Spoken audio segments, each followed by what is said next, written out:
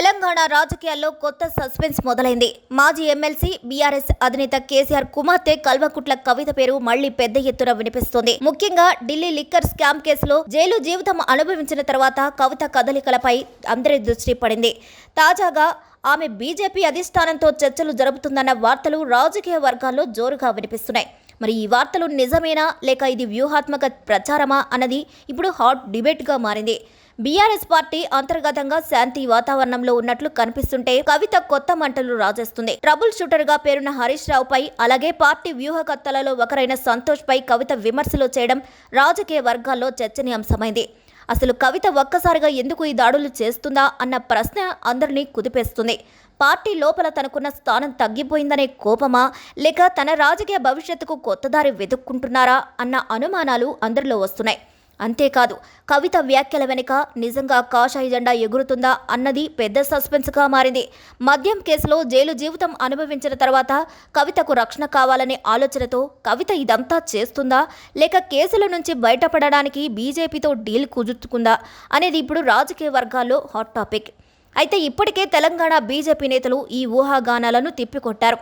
అవినీతి కేసుల్లో ఇరుక్కున్న నేతలను తమ పార్టీలోకి చేర్చుకోబోని రాష్ట్ర అధ్యక్షుడు నుంచి ఎంపీల వరకు గట్టిగానే చెప్తున్నారు. అయినప్పటికీ ఈ ప్రచారం మాత్రం తగ్గట్లేదు. కారణం గతంలో బీఆర్ఎస్ తో విభేదించిన అనేక నేతలను బీజేపీ సాదరంగా ఆహ్వానించింది. ఆపరేషన్ ఆకర్ష్ పేరుతో రాష్ట్రంలో పలు బలమైన నేతలను ఆకర్షించడంలో బీజేపీ విజయం సాధించింది.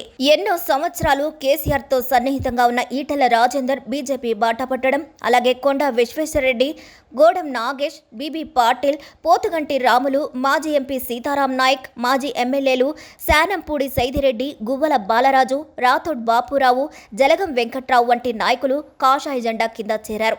ఇక వీరిలో కొందరు ఎన్నికలలో గెలిచారు కూడా. ఇంకొందరు తాజాగా పార్టీలోకి అడుగుపెట్టారు. ఇక ఈ లిస్టు చూస్తేనే బీజేపీ ఎలాంటి వ్యూహం అమలు చేస్తుందో అర్థమవుతుంది. ఇదే తరహాలో కవిత కేసులో కూడా ఇదే జరుగుతుందేమో అన్న ఉత్కంఠ అందరిలో పెరుగుతుంది. అయితే తెలంగాణ రాష్ట్ర బీజేపీ అధ్యక్షుడు రామచంద్రరావు అవినీతి పరులను చేర్చుకోం అని క్లారిటీ ఇవ్వడంతో రామచందర్ కవితను ఉద్దేశించే మాట్లాడారని అందరూ అనుకుంటున్నారు. అంతేకాదు ఆయన మాట్లాడిన మాటలపై విమర్శలు చేస్తున్నారు. ఎందుకంటే జాతీయ స్థాయిలో బీజేపీ అనుసరించిన వ్యూహం వేరేలా ఉందని ఉదాహరణలు చూపిస్తున్నారు. హిమంత బిశ్వశర్మ, అశోక్ చవాన్, ప్రఫుల్ పాటిల్, అజిత్ పవార్, ముకుల్ రాయ్, సుజనా చౌదరి, సీఎం రమేష్ వంటి నేతలు అవినీతి ఆరోపణలు ఎదుర్కొన్నప్పటికీ బీజేపీ వారికి ఆశ్రయం ఇచ్చిందన్న విషయాన్ని రామచంద్రరావు మర్చిపోయినట్టున్నారని అంటున్నారు. అంతేనా, బీజేపీలోకి కవితను చేర్చుకోకపోవడానికి అసలు కారణం వేరే ఉందని, కవితను బీజేపీలోకి తీసుకుంటే ప్రజల నమ్మకం దెబ్బతింటుందని తెలంగాణ బీజేపీ నాయకులు ఉన్నారని, అందుకే కవితను తీసుకోవడానికి వెనకడుగు వేస్తున్నారని ప్రచారం జరుగుతుంది. అయితే మరోవైపు పార్టీ బలపడడానికి, తెలంగాణలో తమ బలాలను పెంచుకోవడానికి కవిత వంటి నేతలు ఉపయోగపడతారు అన్న వాదన కూడా కేంద్రంలో గట్టిగా వినిపిస్తుంది. అయితే బీజేపీలో చేరగానే అవినీతి మచ్చలు మాయమవుతున్నాయన్న వ్యంగ్య వ్యాఖ్యలు చేస్తూ ఆ పార్టీని వాషింగ్ పౌడర్ నిర్మా పార్టీగా ప్రజలు, విపక్షాలు కూడా పదే పదే అంటున్న క్రమంలో కవిత కూడా బీజేపీలోకి వెళ్లాలన్న ప్రచారం రావటం రాష్ట్ర రాజకీయాల్లో మరింత చిచ్చు పెడుతోంది. అయితే తెలంగాణలో కవిత సంచలన కామెంట్స్తో బీఆర్ఎస్లో పెడుతున్న చిచ్చుతో ఆమె విషయంలోనూ బీజేపీ ఆ సంప్రదాయాన్ని అనుసరిస్తుందా? నిజంగానే కవిత కాషాయ జెండా గూటికి వెళ్తారా లేక కేవలం ఒత్తిడి వ్యూహంలో భాగంగానే ఈ చర్యలు సాగుతున్నాయా అన్నది స్పష్టత రావాల్సి ఉంది.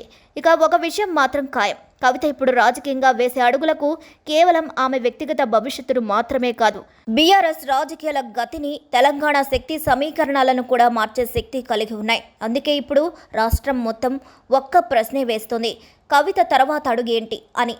మరి కవిత నెక్స్ట్ ప్లాన్ ఏంటని మీరు ఏమనుకుంటున్నారో కామెంట్ చేసేయండి. మరిన్ని వీడియోస్ కోసం మా ఛానల్ని లైక్ చేయండి, షేర్ చేయండి, సబ్స్క్రైబ్ చేయండి.